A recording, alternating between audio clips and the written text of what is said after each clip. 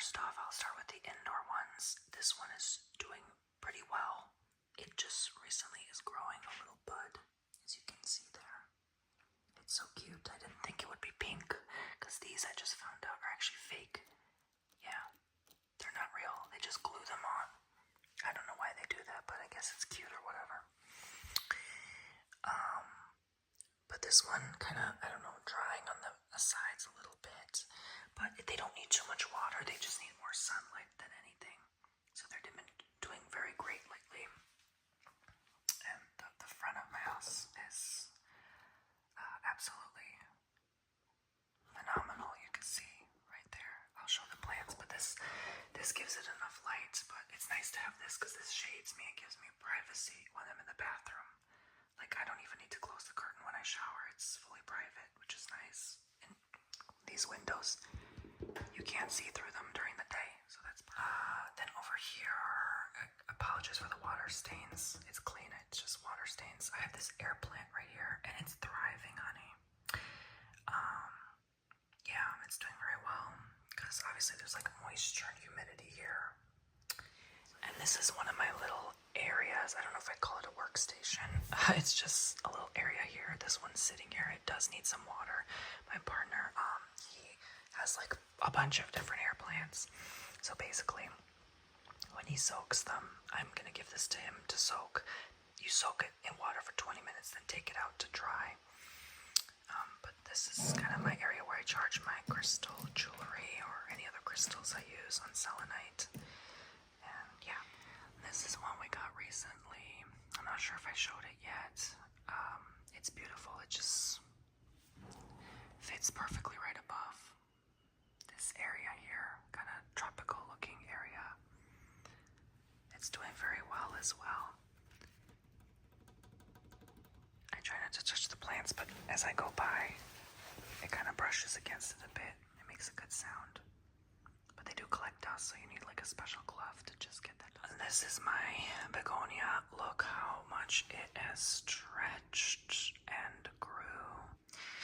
It's reaching for the light from our doorway. So it just does wonderful. Let's see.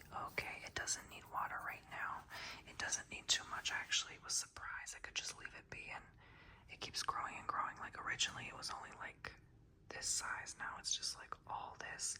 And you can see the babies, they just keep growing and expanding. Some of them don't make it, but others, like, they just keep stretching and growing. See, these are new ones popping out. So it's doing very well. So I'm only showing you my plants. This is my watermelon. I forgot what it's called, but yeah, there's a little bug getting in there.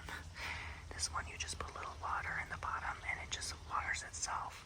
You don't have to water it from the side, but the edges are very sharp, so you have to be careful. They hurt like hell.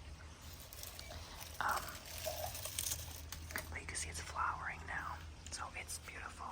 These are just some of my dried flowers, if anyone books a flower reading. So this is the strong heart caladium, and it's drooping. It's not doing too hot right now, because it needs to be watered. I'm actually gonna go water my plants now. But yeah, it's also, this is very compact and dry. It definitely does need to be replanted. But I love caladiums in general. I had to move to the side real quick because the neighbor showed up out of nowhere. So this is my string of, I think they're called pearls or watermelons. I keep forgetting. I'm pretty sure they're pearls. And so, not to make you dizzy, but these need little water as possible. They're doing really great. Basically, when you see the eye show up, I don't know if you can see, some of them look like an eyeball. That means they are good. They don't need that much water when they're closed.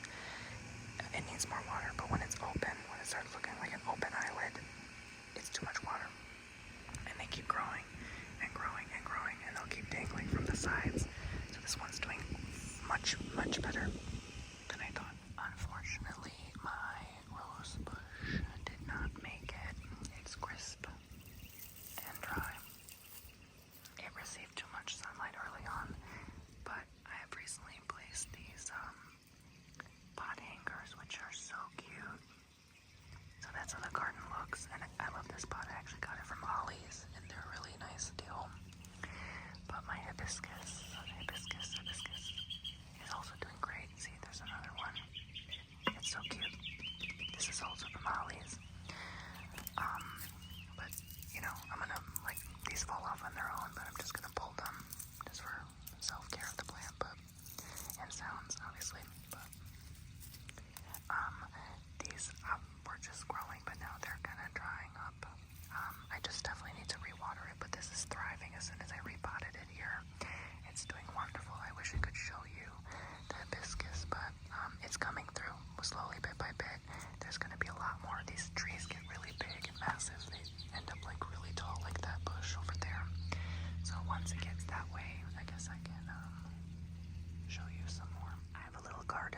set. This says Gnome Sweet Gnome, and it was gifted by one of my partner's coworkers.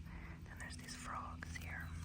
This frog couple, a gnome with a sunflower, a welcome hut, and a water bridge.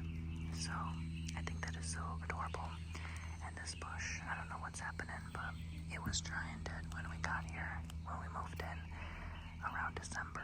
So, but it is coming back a bit because of the summer season and the rainfall, you know. Only annoying thing is pulling all these weeds. But there's rocks like this all around the perimeter of the house, which is really nice. I have these little mushroom lights. Sorry, the air is going, it's really loud. But these are solar lights that are throughout the home, and they're beautiful. And this is our tree. I think it's called, I don't think it's called persimmon or persimmon, but it's not doing well right now. It needs a lot of water because we're in drought. But these grow big and beautiful and bushy and have orange flowers. I hope it makes it, though I might have to repot it. And this is kind of like my fire pit seating area. I like to sit here and ground my feet sometimes. Look how tall these bush trees are. It's really pretty. My palm tree is doing fine. It's growing new sprouts, as you can see. It's coming up from the middle here. That means it's still alive, but the dry parts were from the deep freeze in January. You can see our tall palms. There are tall palms in pretty much both corners of the backyard there. It creates a lot of nice shade. And this is the frangipani tree I was talking about. These are one of the most amazing scented flowers you will ever smell. The bees love them, and it's such a pretty tree, honestly. It creates a layer of privacy all around it as well, which is nice, as you can see. This is a little garden-y type of area. It's really pristine and beautiful here, of course, by the pool. And we have some Spanish moss dangling, of course. This is my solar light, which works wonderfully. And we have a few of these type of bushes growing throughout. And these crotons. Oh, I didn't just realize that was a weed I have to pull. There was a lot of weeds I pulled recently here. And we have these bushes as well. And the bird feeder over there. I do have to pull these out, though, from time to time. They keep falling from the trees. There's the aloe, that tree, and then we have a willow there, but it's getting kind of dry. So I'll show you more. So this is our rock garden. A bunch of different rocks I've collected over the years through buying them or what have you, maybe collecting. I do want to give these all back one day, but some of them are mine, some of them are obvious, but you know, it's so peaceful here. I absolutely love it here. This is a project we're currently working on, trying to replant the rest of these purple agaves we got. There's that purple plant. There's that tree. There's the various layers of Spanish moss. There's the aloe. And I think these are Mexican roses, they're called. And that's a century plant. And we also have another century plant out front. As you can see, we have desert rose here as well. They're recently kind of hiding, but they'll come back.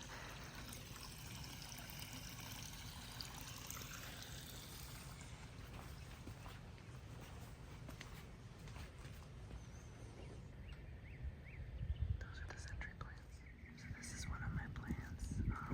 It kind of, the bushiness went away as soon as I repotted it. I think I put too much soil near the top. That was my bad. But more of these orange flower bushes here in the front. And this is the tree where the dove used to hide. So it's nice to have that extra shade there. And this is more of their variety that I have as well. Right here and right here. So this is what we did with the purple agave. Kind of replanted them there. And replanted the baby century plants that fell out when I was pulling weeds. And this one as well. They're very, very sharp. They're very painful. And I want to show you something very cool about this place. There are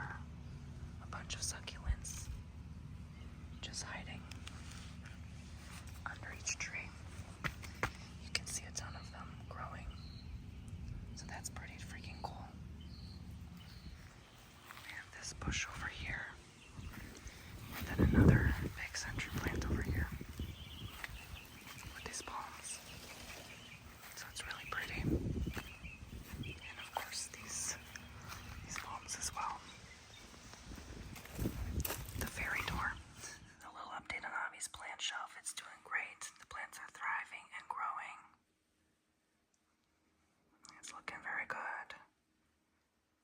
That one's always thirsty though. That one's always extremely dramatic. It's the same as that one. I guess it just didn't make it. It's kind of our workshop table for the time being because we're still moving stuff around. But here's one plant. This one he's just recently propagated into that, and that one as well.